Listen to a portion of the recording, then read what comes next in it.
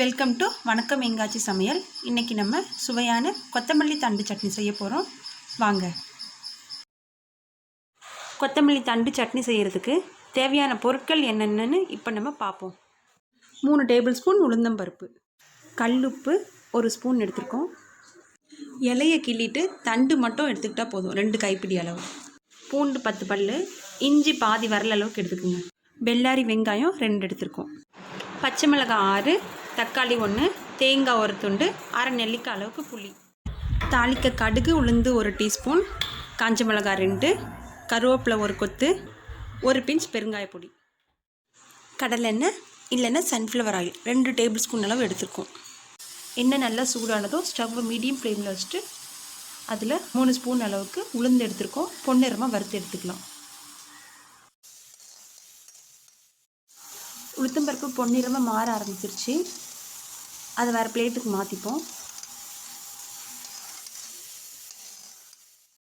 நம்ம எடுத்து வச்சுருந்த தேங்காவை பொடிசாக கட் பண்ணி போட்டிருக்கோம். அதையும் லைட்டாக வதக்கி எடுத்துக்கலாம்.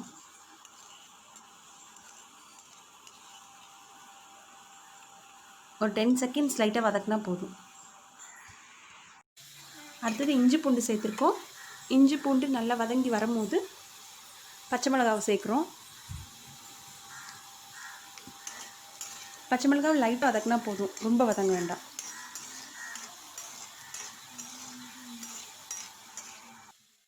இஞ்சி பூண்டு பச்சை மிளகாய் 3 வதக்கி எடுத்துட்டோம்.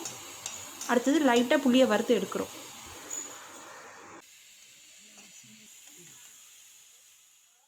இப்போ வெங்காயம் சேர்த்துருக்கோம். பச்சை வாசம் போகிற அளவுக்கு வெங்காயம் வதங்கினா போதும். ஸ்டவ்வை மீடியம் ஃப்ளேமில் வச்சுக்கலாம். வெங்காயம் வதங்கிருச்சு. இப்போ தக்காளி சேர்த்துருக்கோம். தக்காளி நல்லா வதங்கிருச்சு. அதில் அலசி எடுத்து வச்சுருக்க கொத்தமல்லி தண்டை சேர்த்துருக்கோம். கொத்தமல்லி தண்டு தக்காளி வெங்காயம் அதோட ஹீட்லேயே ஒரு 2 செகண்டில் நல்லா வதங்கிரும். கொத்தமல்லி தண்டு சட்னி செய்கிறதுக்கு ஃபஸ்ட்டு கட்டை வாங்கினதுமே இலையை தனியாக கிள்ளி நம்ம வேறு பர்பஸ்க்கு யூஸ் பண்ணிக்கலாம். தண்டு மட்டும் இந்த சட்னிக்கு யூஸ் பண்ணலாம். நல்லா டேஸ்ட்டாக இருக்கும், அதே டைம் ஹெல்த்தியும் கூட. தக்காளி வெங்காயம் கொத்தமல்லி தண்டு இதெல்லாம் கொஞ்சம் ஆறட்டும். வணக்கம் எங்காச்சி சேனலை லைக் பண்ணுங்கள், ஷேர் பண்ணுங்கள், சப்ஸ்கிரைப் பண்ணுங்கள். கூடவே பெல் ஐக்கானை கிளிக் பண்ணுங்கள். மிக்ஸி ஜாரில் வதக்கின உளுத்தம்பருப்பு, தேங்காய், பச்சை மிளகாய், புளி, இஞ்சி பூண்டு இது எல்லாத்தையும் சேர்த்து முதல்ல அரைச்சி எடுத்துக்கலாம். ஒரு 2 செகண்ட் ஓட விட்டு எடுத்தால் போதும். மிக்ஸி ஜாரில் அரைச்சி எடுத்துட்டோம்.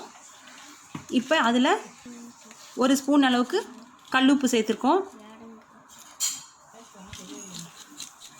தக்காளி வெங்காயம் வதக்கின கொத்தமல்லி தண்டு அதையும் சேர்ந்து திரும்ப அரைச்சி எடுத்துக்கலாம்.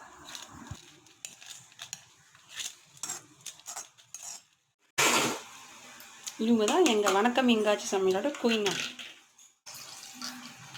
பாப்பா எங்கே என்ன பண்ணுறாங்க? சமைக்கிறேன். என்ன சமைக்கிறீங்க?